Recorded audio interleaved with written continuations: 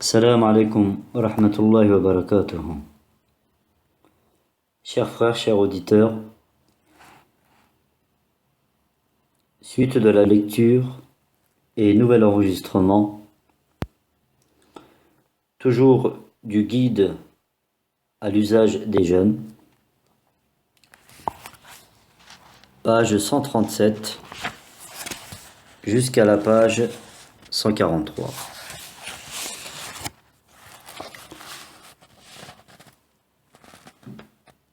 Bismillahirrahmanirrahim. Bismihi subhanahu.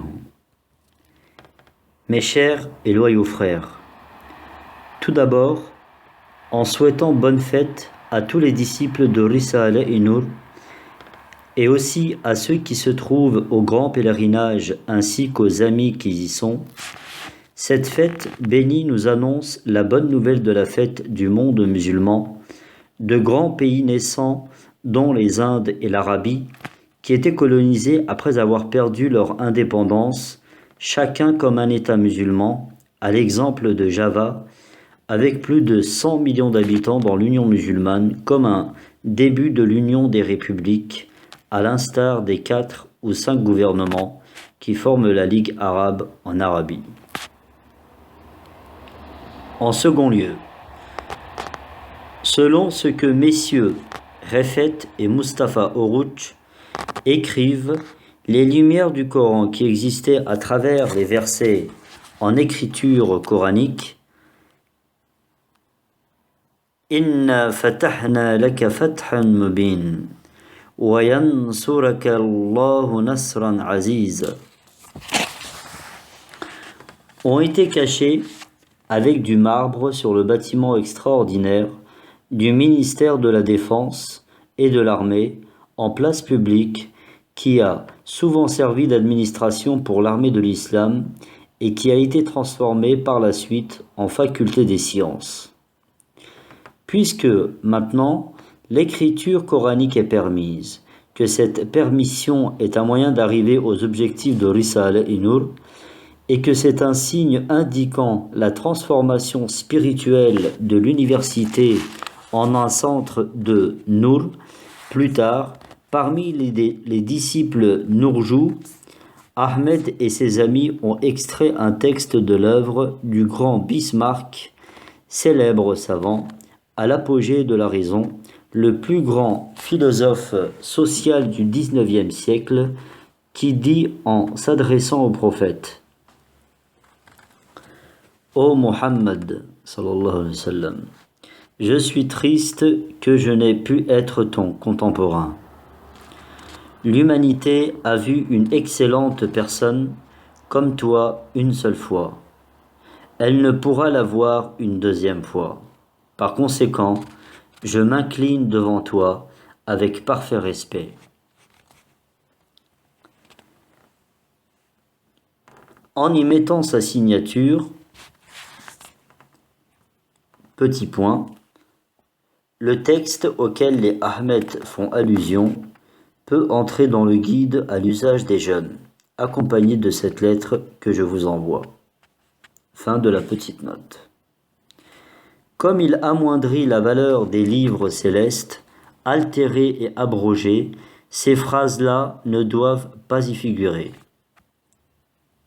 Alors, j'ai remarqué que c'est une des plus grandes intelligences, un des plus grands philosophes, une des plus grandes personnalités de la vie politique et sociale humaine du XIXe siècle. De plus, le fait que le monde musulman a pris en partie son indépendance, que les gouvernements non musulmans cherchent les vérités coraniques, le fait qu'en Occident et dans les pays nordiques, un grand courant existe en faveur de l'islam, puis le fait que le philosophe le plus célèbre de l'Amérique, Thomas Carlyle, a dit comme Bismarck, entre les guillemets, « Les autres livres ne peuvent en aucun cas atteindre le Coran.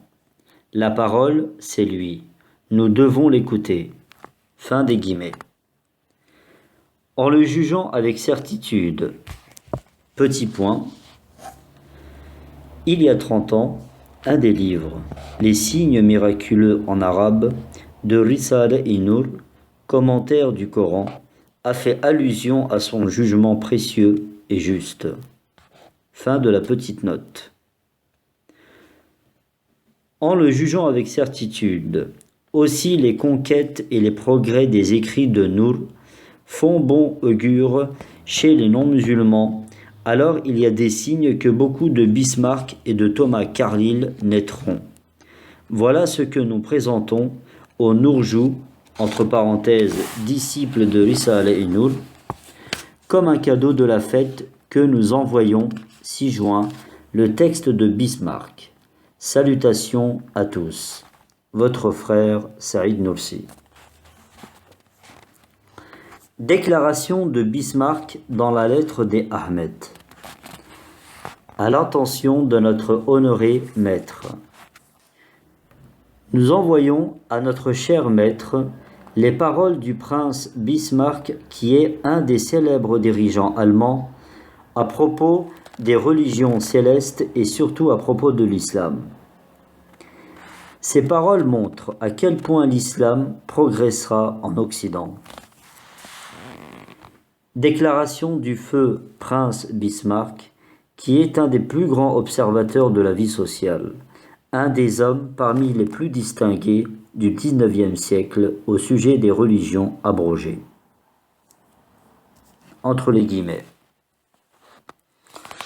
J'ai étudié minutieusement tous les livres considérés comme célestes, révélés à différentes époques par Dieu pour diriger l'humanité. Comme ils sont abrogés, je n'ai trouvé dans aucun d'eux la sagesse que je cherchais. Leurs lois sont d'une nature très loin d'assurer le bonheur de l'homme. En revanche, le Coran de ceux qui suivent Muhammad sallallahu alayhi wa sallam est au-dessus de ces contraintes. J'ai étudié le Coran par tous les aspects, sur tous les plans. J'ai trouvé une grande sagesse dans chacun de ces mots. Même si certains prétendent que la production de ce livre vient du prophète, prétendre un tel livre extraordinaire de la part d'une intelligence parfaite, cela signifie fermer l'œil à la vérité et céder à l'arrière-pensée, ce qui n'est pas compatible avec la science et la sagesse.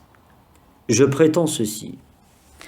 Le prophète, alayhi salatu wassalam, est un excellent pouvoir.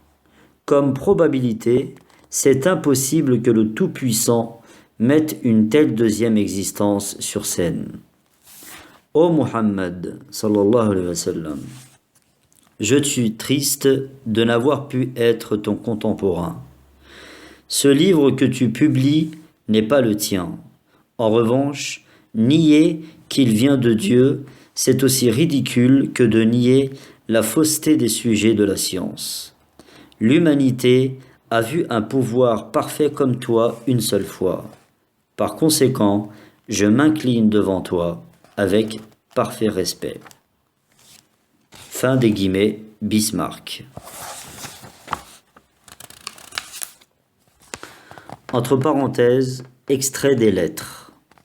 5e problème.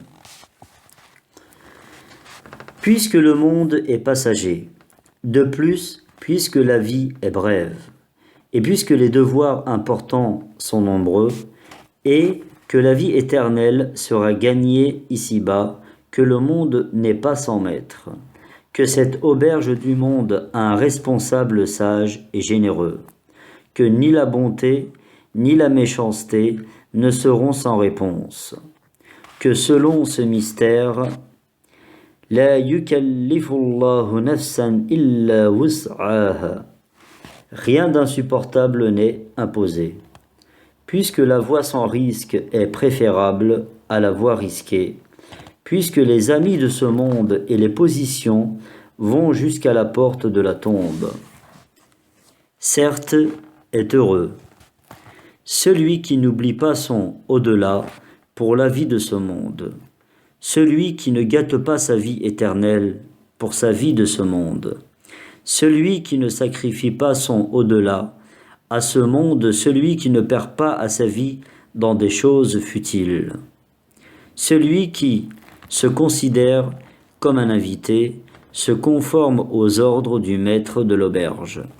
Celui qui ouvre la porte de la tombe accède enfin au bonheur éternel.